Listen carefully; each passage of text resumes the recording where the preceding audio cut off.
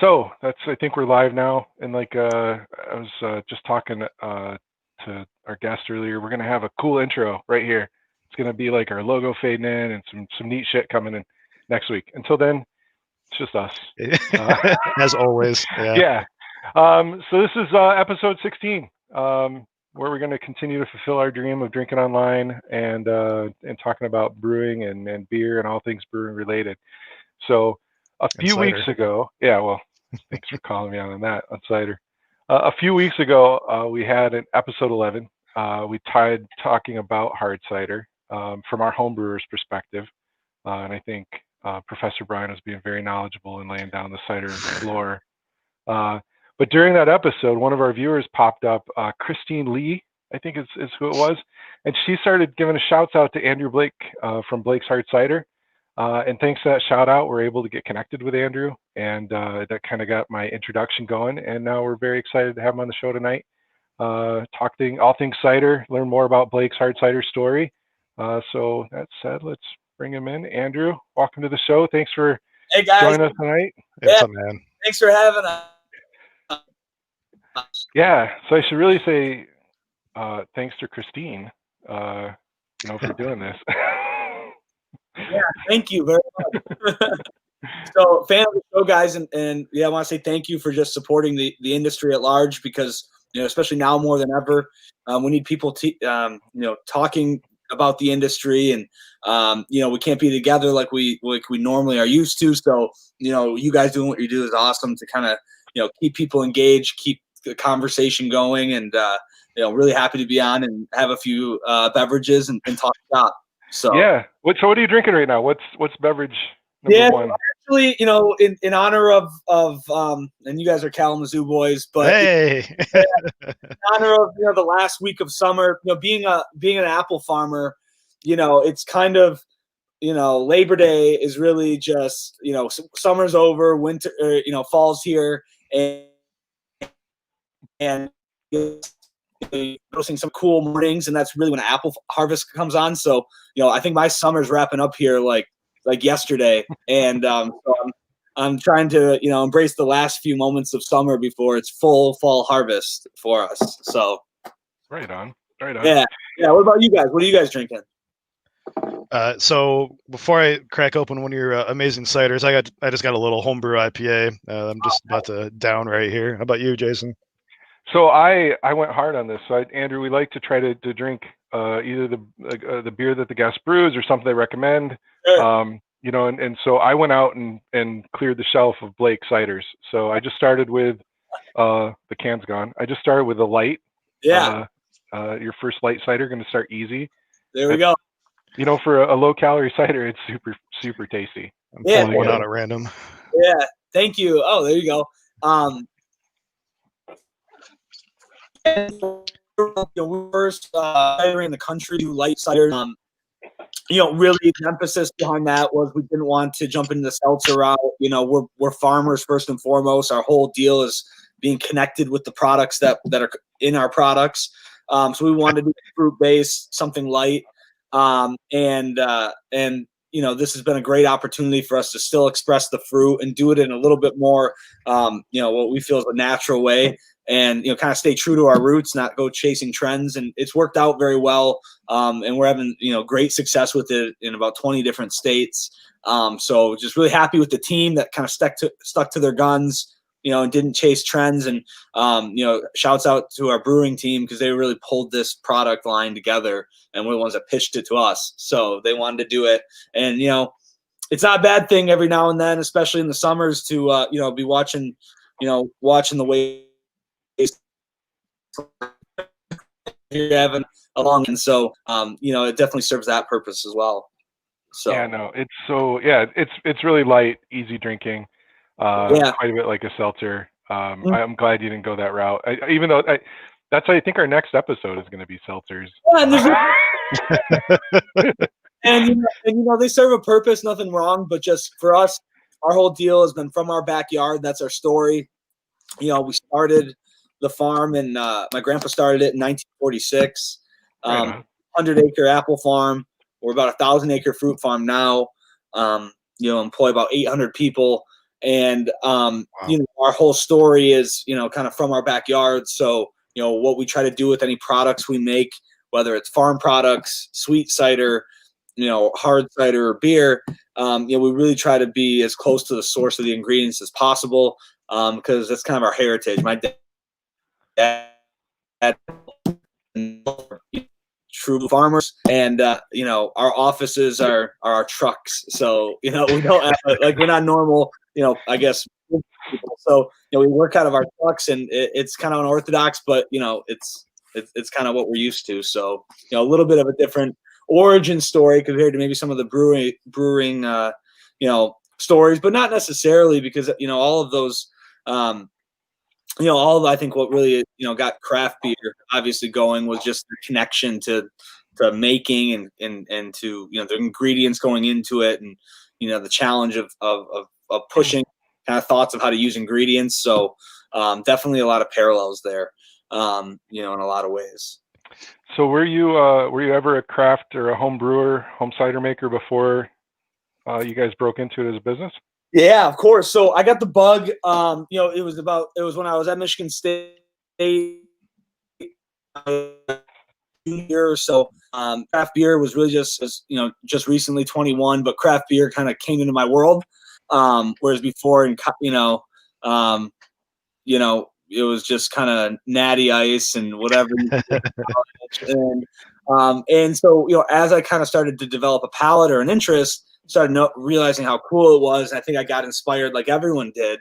And then, just kind of looking at my trajectory of what I wanted to do, kind of realized that, we had this juice company, I had this farm, and that if I could really learn, how to homebrew cider, I could pitch an idea to my dad and uncle, who would maybe help support, this little tasting room that I Yeah. And so I did what everyone does. I Googled, the most basic homebrew videos on how to make cider with the apple juice and the sugar. And you start super basic. So I did that. And traveling around other orchards and apple growers and cider makers that I knew. And they were super, like the craft community is, super open to just to share their thoughts on how to make things better and what to focus on. So it was really just, I dove in and got my hands dirty. When I moved back home after college, Cap and Cork Brewing, I don't know if you're familiar with them on our side. And Andy there was super awesome in kind of teaching me, what to do on a very, simple level, whether it was home brewing or cider making. And you don't realize this, but the hardest way to make a great product is in those early stages. And if you can master it on a homebrew scale, when you start putting a little investment into equipment that can filter and do some of these things automatically, too big in the quality, I think might be sacrificed. But if you can make a really great homebrew, and you got a business sense, there's a great opportunity. You can really make that as you invest in some infrastructure. So I caught the bug and was able to convince my dad and uncle that this would be a good idea, but only had undersized everything and just thought it'd be this little tasting room that people would come to the farm, and we shut it down in the winter. And it's better to be, lucky than good, I guess. And just like you would have cider and donuts or something, right? Yeah. That same thing. It was just going to be another thing that people who are a little bit older maybe could enjoy, and were tired of the cider and donut deal, or wanted to add to that experience. Yeah. But then opened this tasting room and got lucky in the fact that it was right when craft beer was at its peak, I would say, or it was really at the crescendo. And then craft cider was on this kind of found in the U.S. It's always been big in Europe, always been big in Australia, big in Spain. There's so many different areas where you see cider being, or a legitimate player, 7-10% of the beer market. And here it was at 0.02. So wow. Everyone, it was just so low. And so it was at this trajectory that was really led by, Angry Orchard, quite frankly, and really expanded it into a category. And, people were looking for a more authentic option to kind of, support that, that category. And so we got asked by distributors, and now, As of today, and that was in 2013, and as of today, we're the fastest growing cidery in the country, largest in the Midwest, and I think we're only in 20 states, and that's in a relatively short period of time. So cider definitely had its trajectory. Still have to be done because get beyond some of the stuff we'll try today.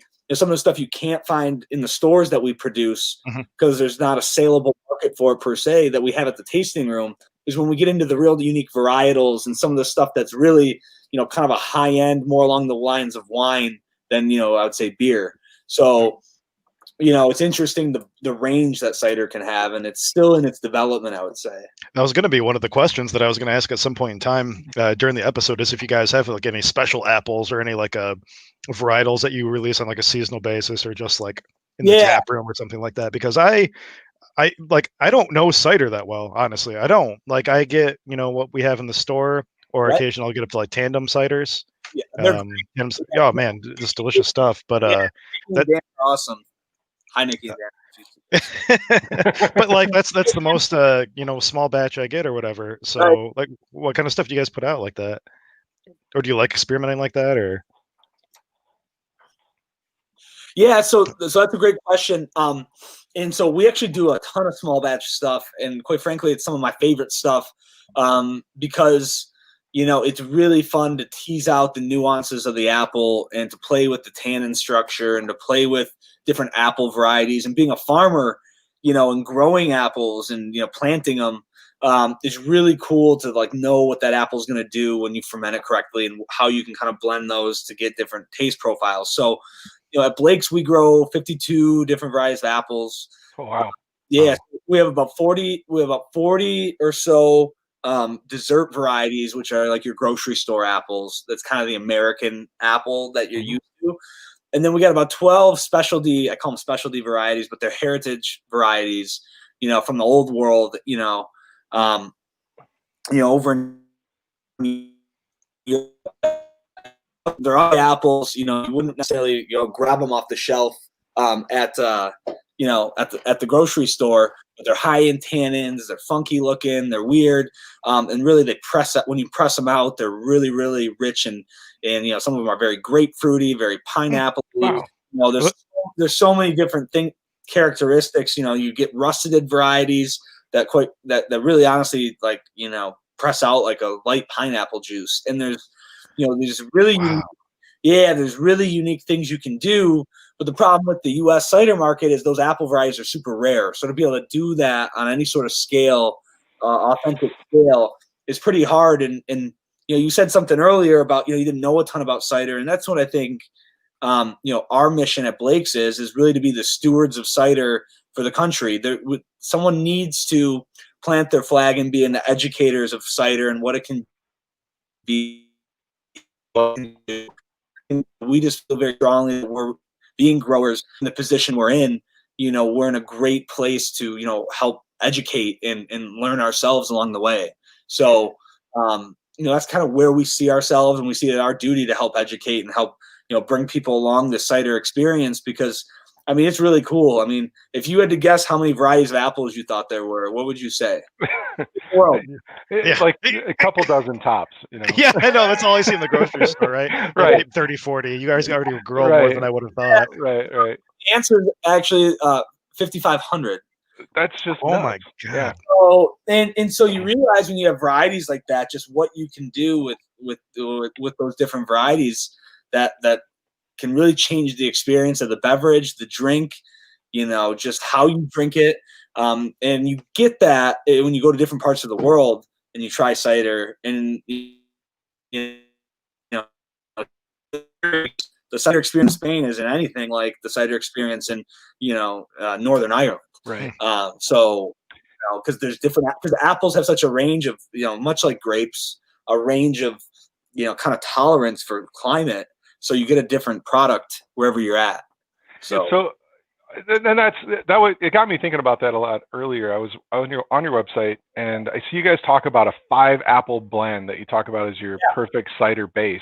Yep. And I was like, it blew me away that there were even different features, because when here, when we go to get cider as homebrewers, we're getting whatever they're pressing. Sometimes they'll do a honey crisp run, and we think that's special. Yeah. But I never thought about, when brewing a beer, and we're mixing malts. We're mixing pale malts with caramel malts and different colored malts to get those different characteristics and colors and things. And then to think that apples could do the same thing kind of blew me away. Mm. So that's what you're going for when you're building those blends, right? Is to bring in. Yes. Exactly. And when you have apples, so all of those varieties of apples, the 5,500 or close thereof, they all fall in 4 different categories. So you have your sharp apples, bitter sharp, sweet, and bitter sweet. So any of the apples that you do fall into those 4 categories. And what we've kind of done with ours is picked. And then traditionally in cider making, your blends at the beginning of the year are different than your blends, towards the end of the year. And you get higher sugar content end of the year. So one of the things we ran into when trying to do this legitimately and not from concentrate was like, how do you create that same product as a base, year round? Mm. So what we really started doing different apples, the content of the different apples that we would do, whether it's different varieties, the different sugar contents. We really started measuring the science of the apples at peak harvest, which luckily enough we had some insight on because we're growers. And so my dad and uncle have been sweet cider makers forever. So what we did was have them make us the best batches that they can make. And then we took the chemistry off their 5-apple blend that they do, and now we make sure everything we do is in spec of that chemistry from when they say. So they're very particular, like when the apples come off the tree, when they're at highest sugar content, highest tartness, they know when the apple's supposed to be pressed, and you usually let the apple sweat for a couple days to bring out some of the starches. So there's a lot. What does that mean? Just let them sit in like a warm warehouse or something, or?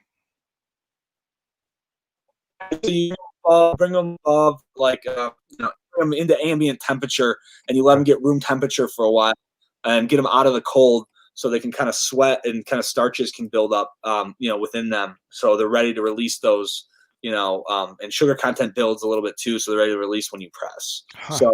So there's a lot to it. It's kind of, it's an art as much as it's a science to that, to that degree. But, we're really trying to blend the best of both worlds, to do things on a big scale. You got to have science, but to really, understand what you're, where you come from and what you're trying to produce and, and do it in the way we're trying to do it. There's an art to it as well. And, blending that's been kind of the goal of the company and to continue to do that as we get bigger too. So apples, I mean, all, beer products and, grape for wines and stuff. They're all agricultural products. Obviously ciders are too. Speaking of, what you've been going over, like, do you notice like maybe a difference year to year? You obviously try to hit those like benchmarks and stuff like that, but are there like still flavor differences even if you're hitting the same gravities and stuff? Yeah. And so I would say that, fundamentally, when you're comparing them on a base level, yes. But what the great thing is I think with modern chemistry, and here's where it comes in a little bit, and being able to have, the kind of QA program that we have, we're able to like test, compare, bench trial, and we're able to kind of, manipulate back to what we think needs to happen. So, there is still that art and that sign off on every glass, every batch, by our head cider makers and by our production team that kind of gives the seal of, gives the blessing to go on. Yeah.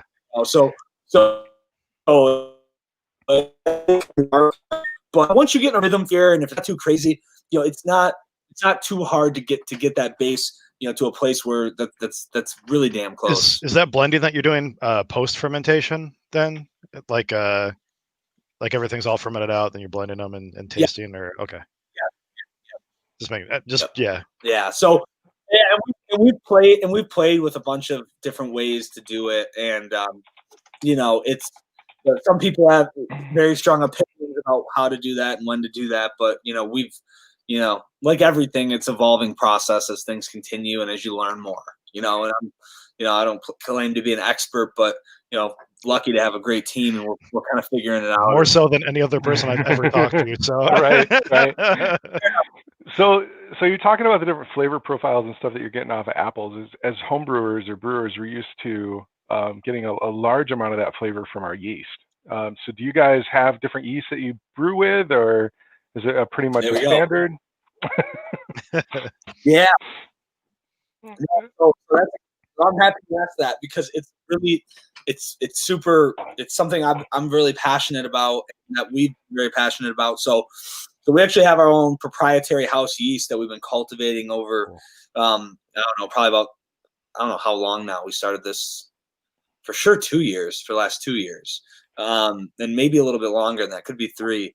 And our team has tried to, pull yeast off the apple, from our own facility, because there's something about the yeast from outside of our facility that's making our stuff. But we've had to, go through iterations of that. But, to answer your question, there are specialty things, and when we're looking for certain characteristics, certain notes, where you go to certain yeasts where from our core products are generally kind of all from this house yeast that we do. And then as we bring out exploratory products, limited release type stuff, small bottle tasting room runs, that's where we kind of dive into the exploration of some of the other stuff. But, when you're trying to really master a core base, if you will, to be able to, kind of create these different flavors from, we wanted to make it proprietary. We wanted to make it unique, and we wanted to make it, scalable for, I know that's sometimes a bad word in the craft brewing industry, but scalable for in all the right ways, to be able to do something, authentic and at large scale, quite frankly. Right on. Yeah. Yeah. With I've talked to some other homebrewers, and I haven't done it myself yet, but I talk to people that try to go out and cultivate like wild yeast, and it seems like I always hear about people going and putting their jar in an apple orchard. So it just goes to figure, that you guys should have a good location to do some wild harvesting. Yeah, and one of the things that we got very lucky with, and this is all way above my pay grade, by the way, not like stuff that I told. Sure. Like, I'm a great, down and dirty cider maker in the traditional sense, like my dad and uncle making sweet cider and that. But the nuance and the science and all the stuff that goes into that, our production team, Matt Wiles, our head brewer, Troy Deenan, they're just real talents and super just creative and intelligent people that I've learned a ton from. And they have been the ones that have been able to really take that program from ideation, when we're sitting in a room, to execution. So, hats off to them. I got to imagine it's really hard to source talent for cider making. We have a lot of breweries, in the U.S. and very, very few, cider makers, less than winemakers, I would, wager. I'm sure. I'm sure the processes are pretty similar, but how do you source talent like that? Like, you basically ask brewers to come and learn the cider craft, because cool. Okay. Really are. I mean, really, that's quite frankly, that's where your sourcing talent is. And one of the things that I was real adamant about, as that was kind of becoming the case, because it's not like we're necessarily in wine country where we're at. Northern Michigan has some wineries, but really in a brewery, kind of region, and and we're and while we have a huge apple population, we're here in Michigan, second largest producer, maybe third largest producer of apples in the country. Cider makers is a thing. I mean, there's not like generations of cider makers. It's kind of a very new, I guess, profession to a degree. It's a very old profession, but there's not a lot of people. We got to reinvent it and reteach it. So, when we started getting, bigger, we were looking for brewery talent that wanted to be, close to the farm, be in touch with the ingredients, and wanted to help, build what it is to be a modern cider maker. I think we've got a great team, and that's worked really well. And, I went to bat when we started getting a lot of brewers in to get this, our small brew system, in the cidery, in a different wing, so they could, keep honing their craft on the brew side while learning cider, for Awesome. room. And, that's created some amazing brewing, opportunities. And that just is such a that is, free for expression. It isn't free of expectation. It's really just allowing them to go out and make really great products and deliver them in the room. So I really like how that's turned out. I like that kind of that balance between cidery being what we are and what we're going to be known for, nationally, and then, continuing to do, from the farm type beer products, locally. That's like the dream for a lot of professional brewers, probably not having to follow the same recipe time and time again and pump out that, that same IPA that everybody's been drinking for the last 3 years and whatever. Right. That's super cool, man. So in my research today, and I haven't fact checked any of this, Brian, but it did come up. So in Michigan, there are about 465 breweries. What you drinking? Founders? Yeah. The Pilsner. Is that Unraveled? It's the Unraveled. Yeah. So I'm actually just switched to Grizzly Pear, which is I just opened that too. Yeah. Yeah, Grizzly Pear. Fantastic. But anyway, my numbers: 465 breweries in Michigan. There are 820 cider makers in the country. So we're a rare group. Right. It's less than 10% of breweries are classified cider makers. Just interesting. So, we've got a couple questions rolling in, and I did want to call out, and I missed this in the intro. Jordan Brady, our third host, is playing dad again tonight. The people that have watched with us for a while now know that he's got a new baby. So he says, "Hey Blake, love to see you on. Wish you could have been online today. I'd love to know more about the origin of El Chavo. It's his wife's favorites, and he just says thank you for making it." Well, what's up, Jordan? Look forward to talking to you soon. Take this with you. But interesting origin story. So when we first launched the cidery in 2013, it was me and my buddy from college. So my dad and uncle agreed to sign off on the deal, and they helped us finance some tanks, get a little hand bottler that we still have to this day, that they still use to this day. Nice. For like little bomber releases and stuff. We got two. Awesome. Yeah, we have two 100 cans per minute canning lines and stuff going on for stuff, and we still got the hand one that anything kind of like the rite of passage. Anyone in the brewery who's gonna bring stuff, wants to release their small batch. I'm like, you got to get on the, get on the old, hand, single hand crank and earn your stripes. So it's character building. But so when we launched, it was right, we got the permits and everything, very late, very close to fall. And, cider, depending on how you're making it, ferment, you can turn it around from 21 days to 45 days. And, we were kind of in the 30-day period then. And you can do it much longer, obviously, but if you got the right equipment, you can kind of do it in that time frame. So we had kind of this nice base that I had made, and was really happy with it. And it was basically from there, I had 3 products that we were going to do in this tasting room. And, we're like, shit, we're opening up. I got 3 products from this one base. It's dry, it's semi-sweet, and sweet. This is all I'm doing for the 3 products. Right on. And I'm like, and it was really out of necessity. So I'm sitting there with the guy who still works with us today. His name's Rob Sheeb. He's our packaging manager. And so, at the time, he was helping me make cider. And so we're at dinner, and we're having a few drinks, and I think we step outside. I don't know. I was younger and a little crazy. I'm 31 now, so I'm a little more health conscious. But we step out, and we're like, dude, we have to, spice up our flavor. We kind of have a boring flavor offering right now. We're just off the ground. I feel like we're very mom and pop cidery. It's boring, quite frankly. And you have all these craft breweries doing whatever.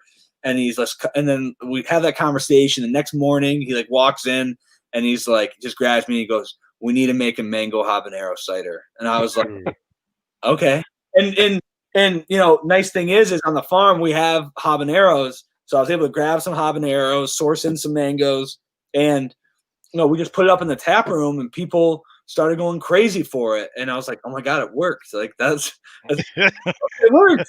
So that's about the origin story. But it was very early on when we were, maybe a little too, uh, cutter in our flavor profile, and it was as a result of just trying to get it off the ground. And that's one thing I'd say to anyone who's trying to start their brewery or cidery or whatever.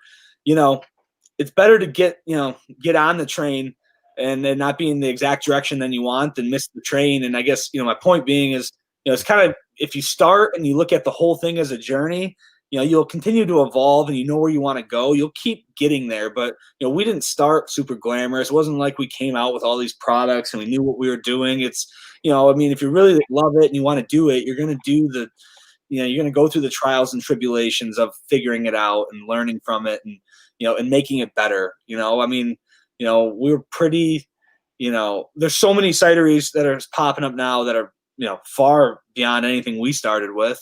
So I think there's just you just got to keep that in mind, and so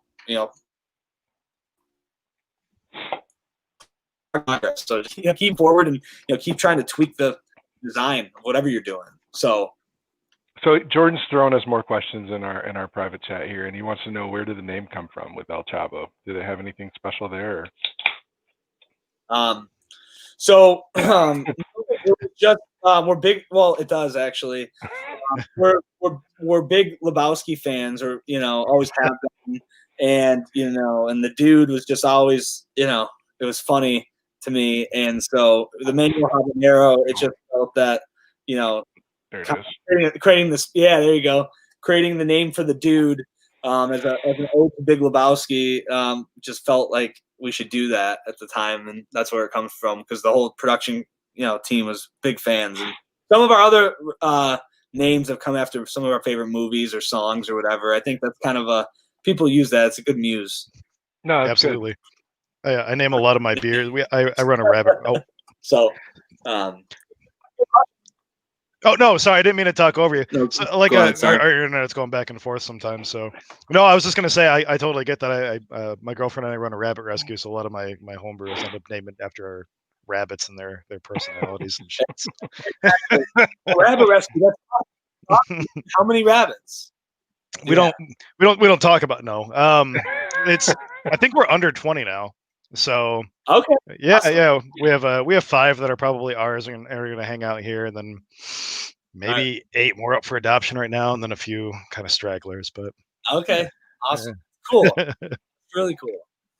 I have chickens. My wife talked me into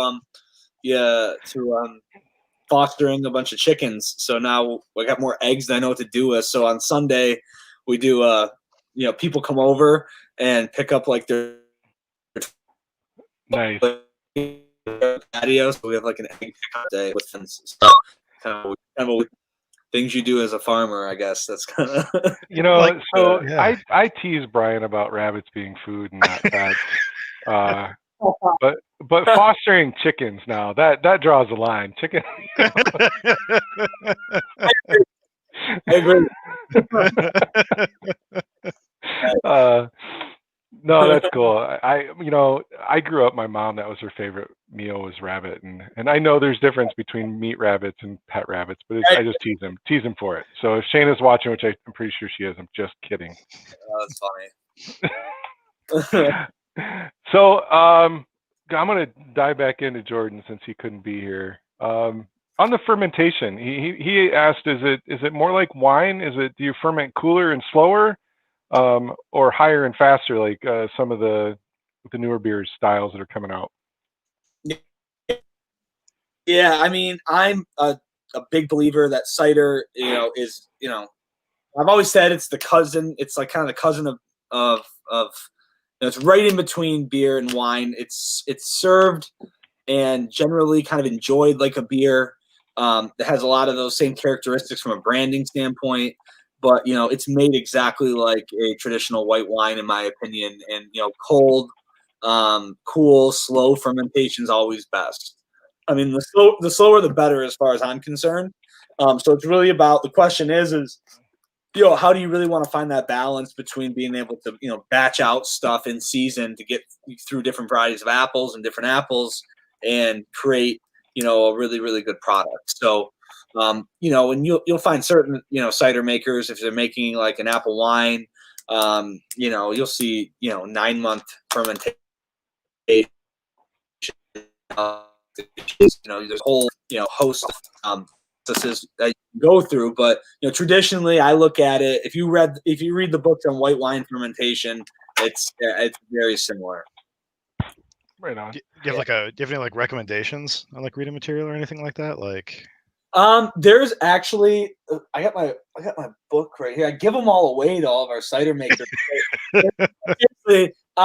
But I'm looking up here, but there's a couple really, really great books. I think the Modern Cider Makers book. Let me see. I'm gonna pull up. We'll keep talking. I'll pull up.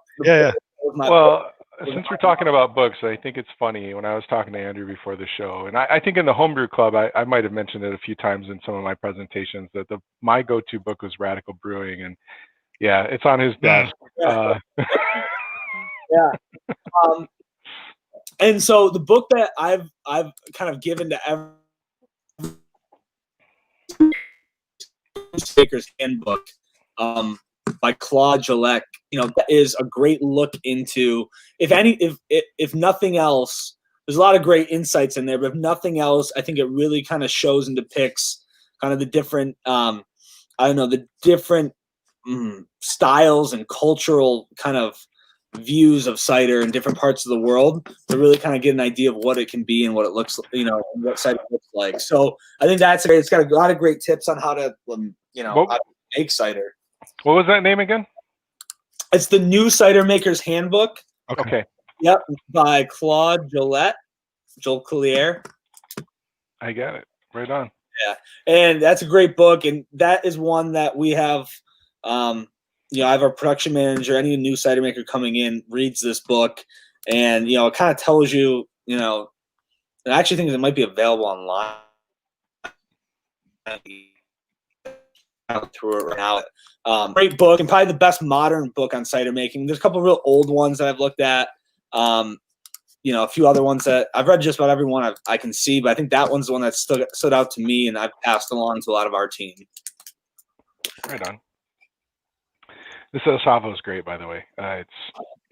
Thank you. It's the only one that I didn't end up picking up at the store earlier, and I'm sad now, because like all I want is something like, I've been eating like hot pickles all week, and all I want is something hot and spicy. It's not too. It's very mild. Very. It's got the heat there. It's got the flavor of the Habs. So Brian and I are both in hot sauce enthusiasts. So I am too. I actually let's see if I'll grab this. We got them all excited now. But I was in the UP a couple weeks ago, and Amy had one at a pub, and I had a sip. But this is good. What's that? One of our sales, our innovation director, is a huge hot sauce fanatic, and so am I. And anytime I go anywhere in the country, I pick up hot sauces. And when I go to grocery stores, my wife can't go with me anymore, because I'll because there's so many, and I'll sit there and I'll read the labels for all of them, and I'm super into it. And so anyways, I got a homemade hot sauce from one of our production or one of our sales guys that I've yet to try, but it's supposed to be extremely, extremely hot. So careful. So this is my problem in here. Just my wife's watching, so I signed up for subscription boxes of hot sauce. I can't even see it, but yeah, I canceled this, by the way, Amy, because I have way too much hot sauce. So, this is the last one. Yeah, we're in good company.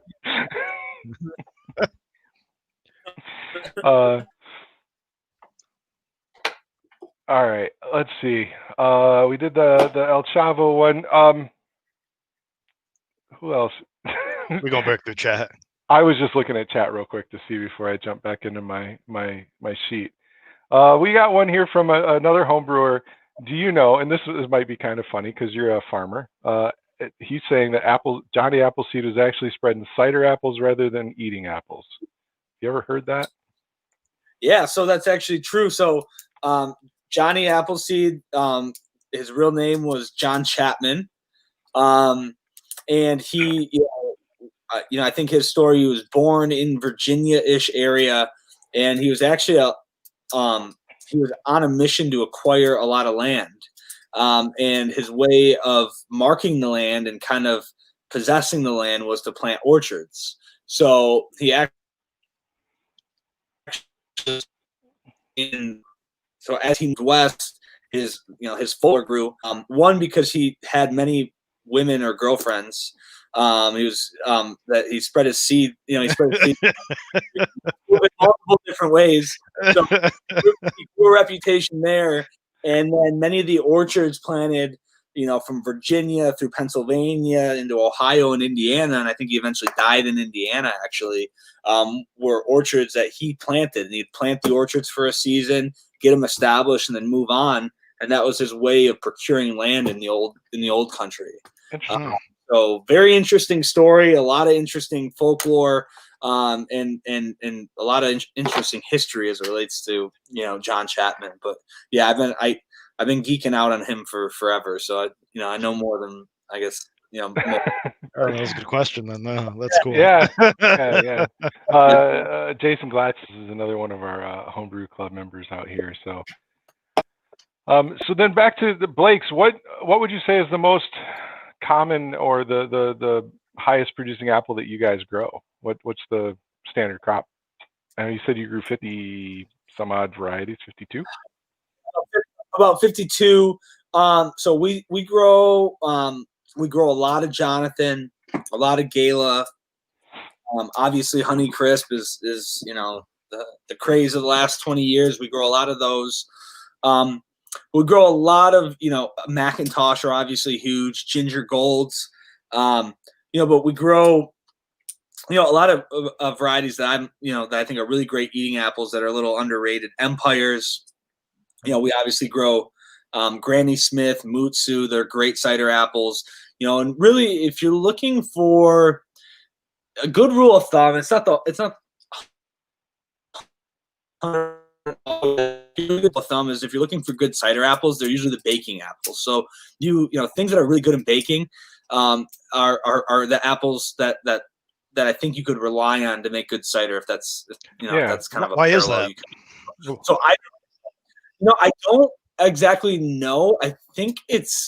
I don't know why it's the parallel, but it seems to be like when they're cooked down, the things that have traditionally been.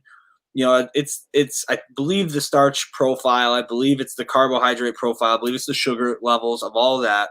But if you look at Ida Reds, wine saps, things that have traditionally been really, really Northern Spy, things that have been really great, baking apples, they're great cider apples. So we actually grow a lot of those varieties as well, for our pies and for our ciders. So but that's a pretty decent rule of thumb if you were ever trying to kind of your lens and into the idea, it's not that hard. Some of these cider making kits, if you had a garage and you get a little home press, you could go, you're trying to make a 5-gallon batch, you could go buy $100 worth of apples at an apple orchard this fall, and and actually try this variety thing, which is fun. How many pounds would you wager like it takes? This is really good. Actually, I would say for we'll do for a gallon. Okay. Yeah.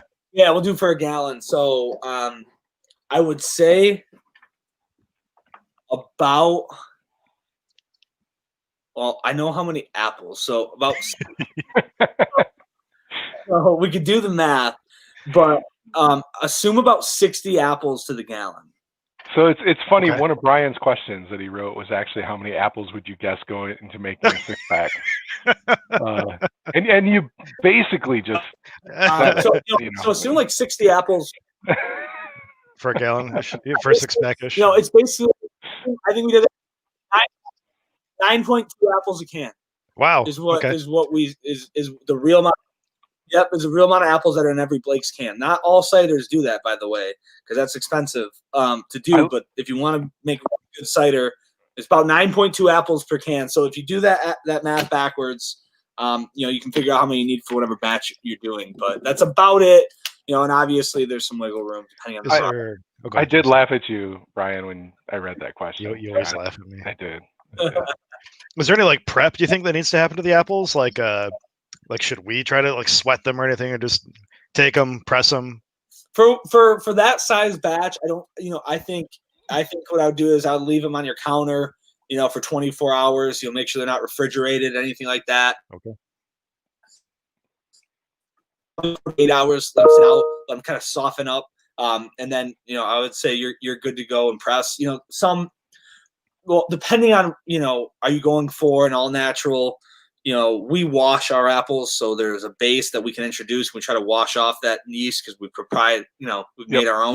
Yeah. But some people really want to go native and wild. We'll stay away from that. So all depending on what you're going for.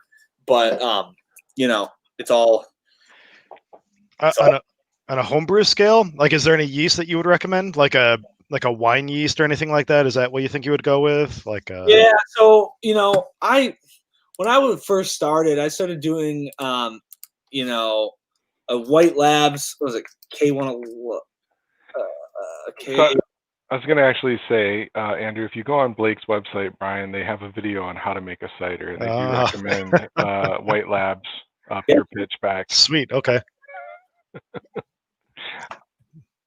So I use a couple different varieties, specialty I've used. Yeah. But, I think that I use a lot of different, one thing that actually is fun to do, and this is actually pretty good if you want to try it, is try an ice wine yeast and try and even if you're not making an ice wine, try an ice wine yeast and try to do a really long, slow, cold fermentation with ice wine yeast, and get it about as cold as that yeast can handle, and kind of watch the brightness that comes out of that fermentation. It's a fun exploration, and that's supposed to be, if you use that, it's a longer fermentation for sure. But I think that's we've done a lot of playing around with ice wine yeast when we've been able to really set the temperature and really kind of watch really be sitting. So it's something to give a go of. That's awesome. I actually don't know if I've seen ice wine yeast available in our local homebrew shops, but I think we can find online. I'm curious now. Does yeast like that, does it just have a lower ABV tolerance? Will it die out when there's a little bit higher sugar, higher residual sugar or something then? Or yeah, okay.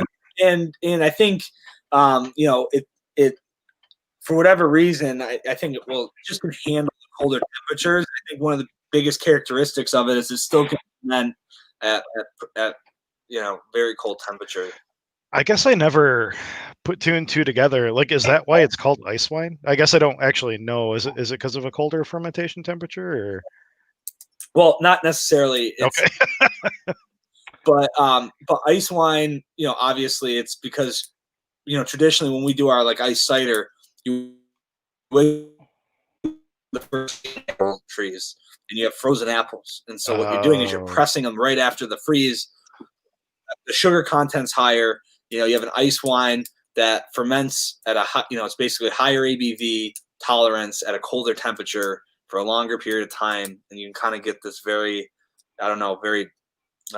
bright and kind of textury fermentation. It's definitely very different than most ciders that you'll ferment out. Cool. So, okay. So on that though, how do you guys handle your I've worked my way through enough of these that I can hardly talk now. Thanks. So let me spit that out. How are you handling your back sweetening? Do you guys do it with more juice? I'll put words. Tell me how you back sweeten. Yeah. So depending on the different flavors, we do our natural back sweeten with juice. And because we're a juice facility, we have that luxury. Certain more controlled, more subtle ads where it's not going to be, we actually use Michigan beet sugar. Because we are right north of beet capital of the world, sugar beet capital of the world, which is odd. The thumb of Michigan is the sugar beet capital of the I've world. heard that. Yep. Yeah, so we got a lot of local farmers that we can work with. So we will use beet sugar at times. Yeah, there you go, triple jam, baby. I just cracked caramel apple actually. Dude, that has been insane. People are fighting for that product. It's nuts. I get retailers calling us, because we blew through our forecast. That's a limited series, and it's not available for a month. And I don't know. It's very.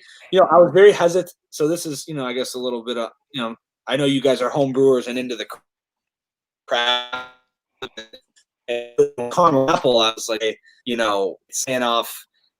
Just kind of a very traditional, you're kind of playing off the cider mill thing. So traditionally I felt, the craftsman and the farmer in me is like, oh, are we, do we need to elevate higher than that? And then we put in the tasting room for the last 3 years. It's been our #1 seller. People love it. And I'm like, well, give the people what they want, And so we do it for a month and a half every year. It's our #1 seller for that month and a half. It's crazy. People love it. It is crazy. You get that caramel flavor, and then it kind of fades away into the apple, like if you were biting through one. That's and so I thought that the one thing I was really proud of with that product is I do feel it's a pretty good representation as a beverages version of a caramel apple experience. So I was like, you guys nailed it. We'll do it. So. And it doesn't have to be a giveaway, and you can say nothing. Any tips or tricks to replicate something like that? and you can just drink it down and say nothing. But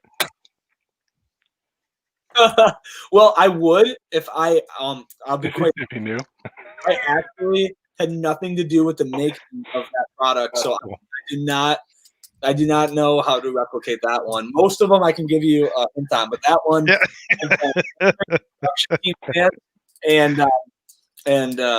so I'll be silent. It's now that you said it, I'm actually looking at your cans. I do see most of them say Michigan beet sugar. That's cool. That's cool. Yeah, and one of the things about being close to the farming community, and one of the things that we set out to do was, if we can't grow, obviously there's a certain time, even if we keep buying land and we're a 1,000-acre farm, you can only produce farmers. With this Michigan beet sugar thing, it's like, okay, they're right up the street. Let's see how we can use their sugar from their sugar beets. Comes from our backyard. If you look on the can, it says from our backyard. That's that's our motto. That's we strive to that kind of messaging and I guess realization in all of our products. So we have here. Yeah. Our backyard since 1946. Yep. Yeah. So. And so that's been our motto. That was my grandpa's motto when we started. We'll give you our family backyard experience for the customer. So it's something that I've tried to really, kind of live up to in the cider world. And it's not always easy as you're coming out with new products and you're trying to source stuff locally, but it is kind of a great kind of flag to kind of believe in and then work towards as much as you can. So. The berries that are in the triple gem, the strawberry, blackberry, raspberry, are those from your property too, your farm? You broke up. Sorry. Oh no, I'm sorry. The berries that are in the triple gem, the strawberry, the blackberry, the raspberry, those all from your farm as well? Like what else do you guys grow there? Yeah, besides apples. Yeah, so we grow a very large variety of strawberries. About 7 different varieties of strawberries. Blow my mind with that too. I didn't even know there's strawberries. They're just. I know, right? I know. And wait, there's 2. There's wild and there's. right. You get them on farm. Pine berries. Yeah. So we so we grow a lot of strawberries, a lot of raspberries, a lot of blackberries. We're in pear season right now, which is pears are an interesting fruit. I have not mastered a true perry. That is really hard to do. I think the only people I've seen that are people from Europe with a different variety of their fruit. That's a really complicated. It's a fickle fruit. It can go south so easy, and it's like I don't know. It's kind of an aspiration to nail a pear here at some point. But and we will. I just got to find the right fruit to source. And we grow a lot of pears, but more traditional, your dessert pears. So that's always a challenge. But we grow a lot of pears, plums, Santa Rosa plums, which are really unique. Cherries. Basically, we're a big fruit farm, and then we got other vegetables as well. Variety of peppers, tomatoes, and then sweet corn. We grow a lot of sweet corn as well. So lots of different stuff. And what the nice thing is from our brewers to some of the beers we make, you really can get that in the real version of the fruit that you want, and then go and try the recipe, and bring it to light. So that's really kind of what we work to do when we're making everything. You ever try to think about like incorporating any of those other like crops into your beer or into your like cider, like a corn cider or anything like that? Well, I always, tomato cider doesn't sound great. I think we got the habanero. Or, I'm not sure on the corn. There's a great opportunity with the plums. And the problem with peaches is, and the reason we really haven't done a lot with peaches is, they have those, and the same with plums. There's not an easy way. They have those cores in them, so they don't flush out like pears and apples do. So it's very laborious to really get like a really solid plum or plum or peach juice. But it's something we've talked about and worked on, and that's something where you almost have to make the flavor you want, and then go see if you can source some from someone who can do it on a scale, because peaches and plums are hard. But it definitely drives a lot of the inspiration. We grow 150 acres of Christmas trees, and so there's talk about trying to do some stuff, fresh Christmas tree buds. So yeah. Anyways, I've done one beer with spruce tips and it was not good. Not yeah, good. Consider it. What about you guys? Favorite beers? Favorite beers to make? Favorite beers to drink? So, we're talking about fruits right now, and I've been making a lot of dessert meads lately. So, in like Schramm's style. Have you ever had like a Schramm's, like a blueberry like mead or something like that? Like, they're right down the road. Yeah. So like in something like in a 5-gallon batch, I'll do something like 30 pounds of fruit, 18 pounds of honey, almost no water except for what it takes to sort of like prep the yeast, and let that go for 6 weeks or something like that, with staggered nutrient additions and stuff like that. It'll come out to like 14-15%, but still have like I don't know what the bricks would be on this. You probably think more in bricks, but the final gravity ends up being somewhere in like the 1070, 1080 range. So super sweet, really alcoholic, but like super tasty. Yeah. Just really expensive. Yeah, right. Yeah. Meads are fun, man. They're a lot of fun. We got some meads coming online, and expensive and timely. They take some. Do you guys do bees over there? Great. Oh yeah, yep. Nice. We have so we actually don't do them ourselves. We obviously have beehives brought in. We work with local apiaries to kind of Oh, my dog Story is joining. She's welcome too. Oh yeah, we always love pets on the show. There you go. Hey, hound dog. But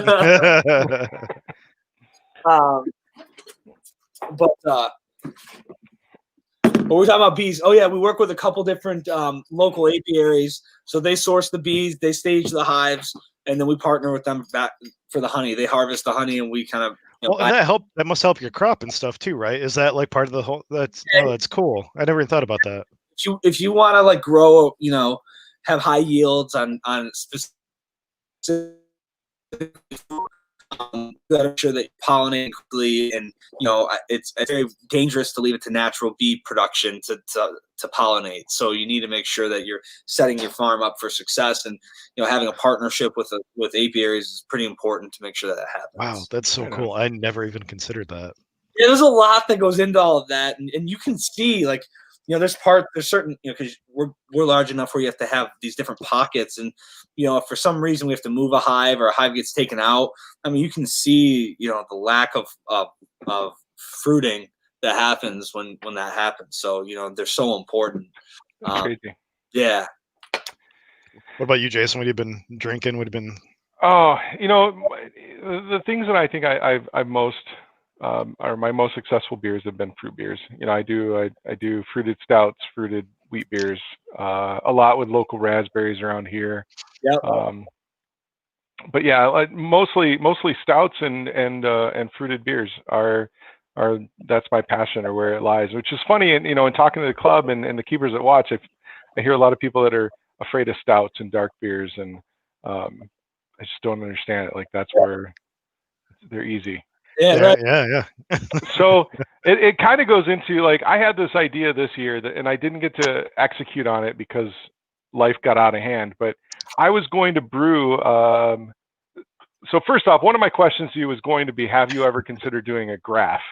A beer cider combo, and then in my passion, I wanted to do this winter. I really wanted to do a stouted cider, and I thought that I came up with this on my own.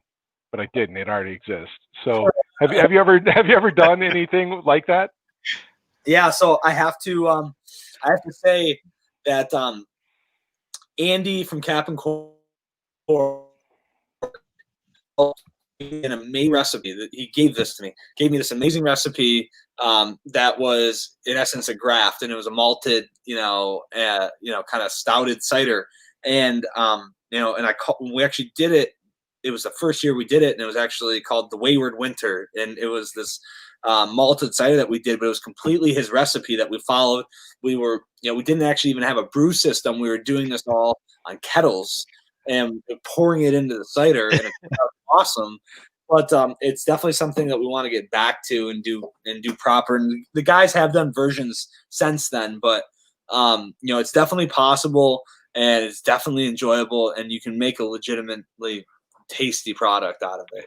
Yeah, I actually just spent this weekend. We had some construction going on in our basement. I spent the weekend cleaning the garage out, and I actually had found all of the dark malts and everything that I had bought to go along with the stouted cider, and I just threw them all out because they'd sat in my garage for 6 months. So yeah, what you guys make? Are you constantly making batches? Is it you got stuff going right now? Is it we go through phases. I mean, 2 years ago, everybody in the club knows I brew for competition. That's where I find my enjoyment. Right. This year there's no competition, so I haven't brewed much. My heaviest, I've brewed maybe, I think at the peak was like 50 to 60 batches in a year. Mm-hmm. Right now I'm down to like 1 to 2 batches a month. I think Brian's kicking my ass. I think I was just looking at my spreadsheet. I think I'm on 33 this year, 5-gallon batches. So yeah. Hey, that's so awesome. we can't drink it all. So I mean, I think Jason's like this too. We brew more to give it away. Yeah, yeah. And we enjoy the process and the experimentation. As much as we enjoy the drinking it. And everyone, that's a yeah. I saw all your Glint Cap awards, and I was going to ask about that. I was going to ask if you kept medal yet. Get one. That one's coming. Yeah, we participate, and probably historically should have participated more, but quite frankly, on the growth that we've been on and just how busy it's been, and kind of running this farm as well. Sometimes we get kind of caught up in our own craziness, and we need to make sure we're participating in more of this stuff. But the people love what we do, and it shows through kind of our growth. And but I love those competitions, and CiderCon. If you ever get a chance to go, it's got a great hopefully this we'll be able to great opportunity for homebrewers and big cider makers and everyone to get together. And it's a much smaller group, community. And it's great because you can really get to know people very quickly from all over the country in the cider space. So I'd recommend checking it out if you guys ever get the opportunity. It's in Chicago, so it's not like Yeah, no, that's cool. I know Brian and I we've gone farther for. Before we go too farther, I didn't open it yet, but I have Rainbow Seeker. I just opened Triple Jam. Yep. But this Kinder Cider series, Yeah. you have like 3 of those. Can you tell us about that program? Yeah. So that started. One of the big things that my dad and my family has always been very into is philanthropy. We work with local food banks and production or stuff that's bad in the fields. So, we originally had a seasonal SKU. I didn't love the seasonal SKU because it always seemed to be out of, by the time you got it out there, it was already time to think about the new one. I just really didn't like how that played with, kind of the seasons. I thought it didn't leave you with enough, opportunity to, kind of keep a product on longer. So, kind of with the philanthropy aspect in mind and wanting to redo how we look at our seasonals, we came up with the Kinder Cider series, which, partners itself with different organizations and different philanthropic efforts. And we donate, I think, last year we donated just under $100,000 to the various, the various groups that we're working with. This year is no different. So obviously he had the Rainbow Seeker. That's Q community, through the national hotline, been great partners there. We have Fido, which is a hop cider that we do in support of Pets for Patriots. That's releasing right now. And Pets for Patriots, pairs sheltered, homeless animals with, vets. So it's a really, really cool program. Awesome. Something that, the whole group is super behind.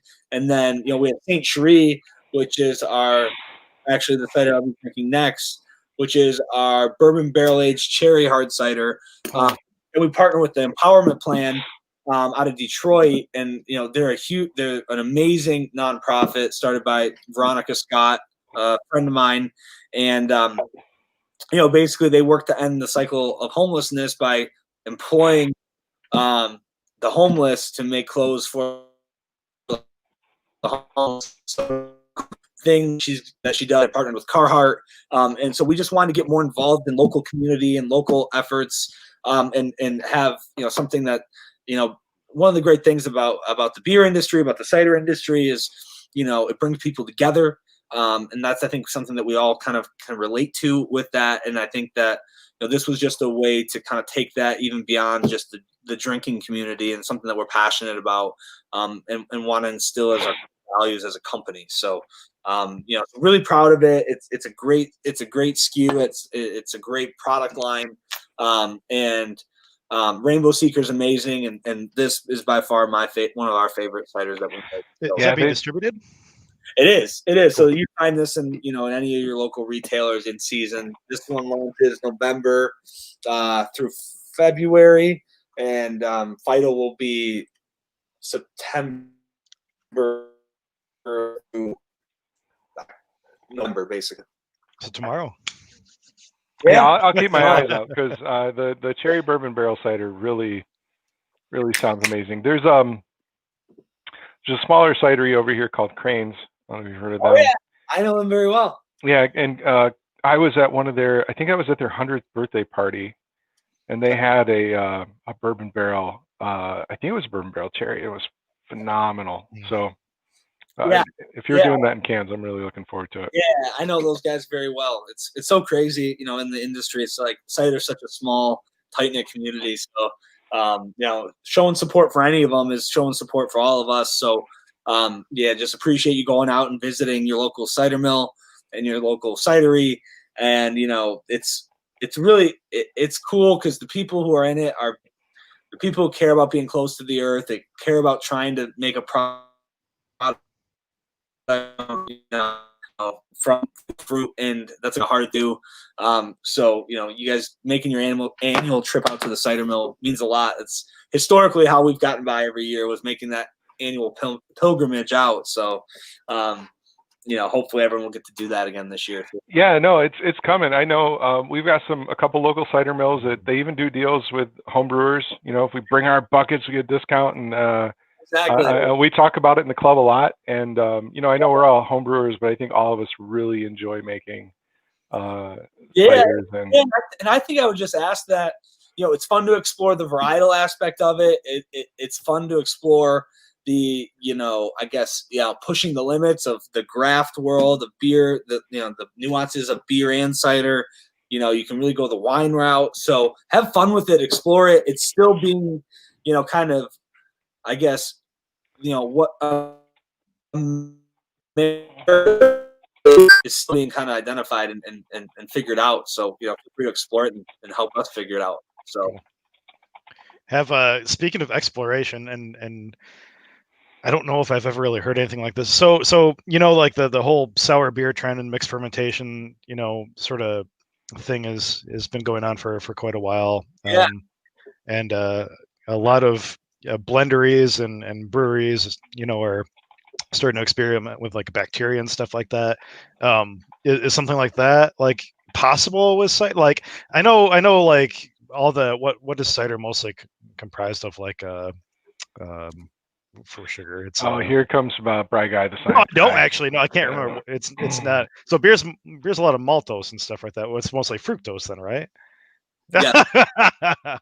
So I know some bacteria consumes like fructose and like puts out like really funky, weird, not good flavors. But like, is that anything that you guys have like thought about doing, or Have you done a sour cider? like a sour cider? Like, not that cider isn't tart already, but Yeah, I mean, so that's kind of the the interesting part is it's kind of already on the balance depending on what you do with it. But yeah, you can definitely explore it on the sour sense of the word, just like you can on the beer side, and you can really kind of get really funky with it. And a lot of that you can get just through native fermentations. You get a lot just off the native fermentation. So if you were to press apples and just let them sit, a good chance you'll get a decent amount, all the funk you want out of it, and that's it's cool. fun to with it as well.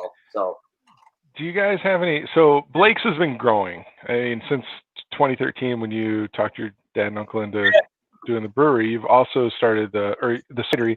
You've done the brewery. You've done more of the food, right? The retail. Do you have any other plans? Are there any other big steps that you're going to be taking? Are you guys going into distilling or brandy? Yeah, that's where I was going. Yeah, I mean, apple brandy's always been a thing that I thought like obviously there's the Calvados and that hail from across the pond, and obviously that's always very much interested us as something to explore. But we have, I think, a lot to continue to do on the Blake's Hard Cider side of things. Continue to grow and keep up with our, and keep innovating and improving. So I think just continuously doing better. One of our locations is opening up a disc golf course next year. That'll be pretty cool. So that'll be sweet. We're looking at another location in Michigan, so 4 locations. So you talked about disc golf. I'm sorry if I interrupted you. The Greenwich area. So you're talking about disc golf. You guys okay. already you already grow hemp, right? Are you going to break into the new Michigan industry? Yes.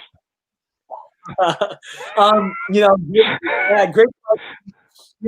It's kind of like I would say yes to a lot more, but the beauty of it is the hard cider company has been growing so fast. It's a job in itself just keeping up with that, and and I'm really thoroughly enjoying that. And there's so much more we want to do with the hard cider side.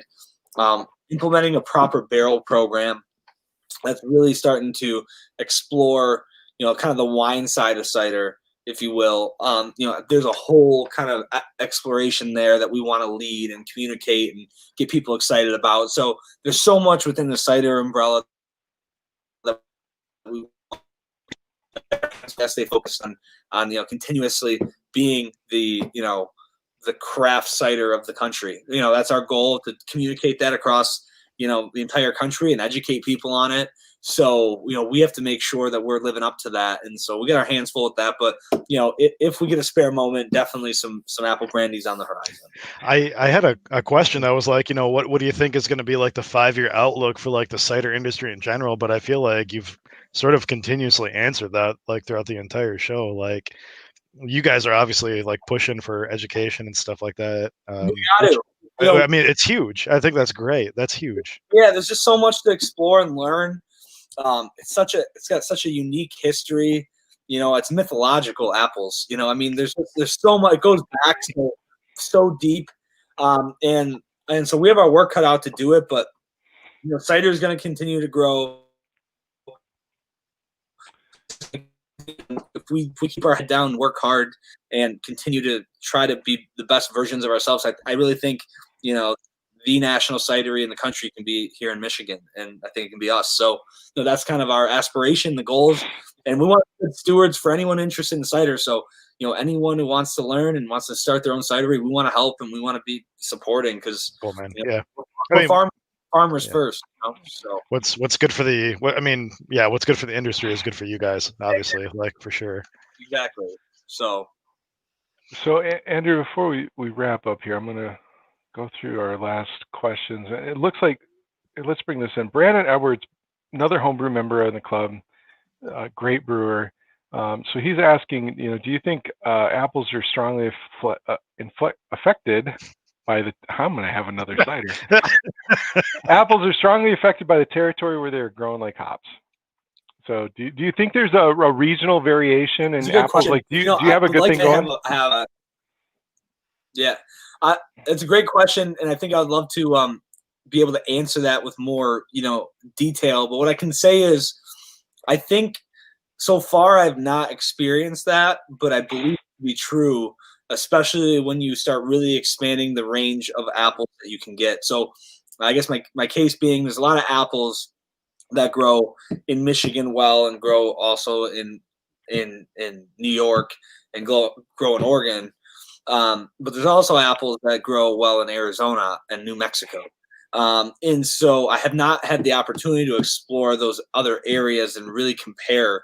But I would say on the similar parallels, and I think that's really what it comes down to, is what parallel is that, whatever latitude, I guess. Where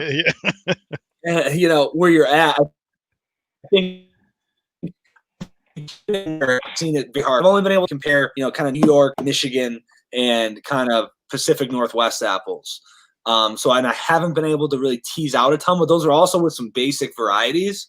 So, what I would say is, I think in your exploration, you would find that to be true, and definitely kind of unique. And I guess to the extent that you look at Spain as an example, much hotter climate, and you look at kind of how they do cider, very acidic, very different, and the apples have a different kick to them. So I do believe it to be true, but I can't say I've fully experienced it in my own cider making experience yet.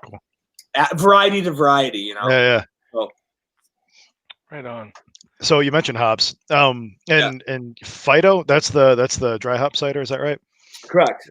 So even bearing that like a cider in mind, like what hops do you think blend really well with like most ciders? Like what are your favorites? That's a great question, and we don't have the answer to that yet. We've Okay. played around. Chinook is kind of an easy go-to. We use a lot of Chinook. I think primarily, we've played with that in a lot of our ciders. But I think that's an evolving question for us. And really, the thing is it's hard with cider because we're trying to blend an already kind of, I don't want to say tart, but you kind of have already a base of tartness, and you're kind of trying to add some bitterness to it. And so it's very, very delicate as far as I'm concerned, and I'd say kind of the less intrusive the better, at least from my palate, when you're trying to kind of blend a hop in there. So I think something light and that isn't overly overpowering more of a subtle hit than an in-your-face hop addition. Is probably the way to go. It's probably the way to go with it. Not scare people away, but it's still. I think that's a whole part of cider that's still up for exploration, and I don't claim to necessarily have all the best answers for that. Yeah.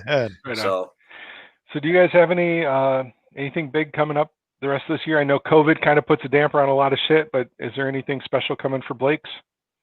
Yeah, we got a bunch of exciting stuff. So we have obviously we've got expanded distribution of a lot of our products. So hopefully our products will be more easily found wherever you may be listening from. We are diving into our first packaged and distributed beer product, our cinnamon donut stout, which I think of that there is a lot of unique at the tasting room. We have a Spanish style Cider coming out that'll be poured in traditional porrones, which is the big long pour. So that'll be a cool experience at the tasting room. Sweet. Yeah, so there's going to be a lot of COVID's allowed us to kind of dive into some really kind of fun projects for our different retail and tasting room locations, and so we're really excited to express those this fall, and hopefully get back to kind of a semblance of normalcy moving into 2021. But we have a lot of big plans for 2021, and so stay tuned because you'll be seeing more from us. There's plenty of room over here on the west side too. Please. Yeah. Kalamazoo. Kalamazoo's it's a great city. Yeah. So. Well, I can't thank you enough for hanging out with us for the last hour and a half and telling us your story. We made you talk a lot, man. Yeah, thank you. It was super awesome. Thank you guys. I had a blast, and happy to come back on and talk shop anytime. So thanks for having me, guys. Really appreciate it. Awesome. Thanks so much. This is great. I've worked my way through 7 different Blake ciders. Cheers. Cheers. All right. Cheers, guys. Have a good night. Thank you for joining us. Thanks. Yep. All right.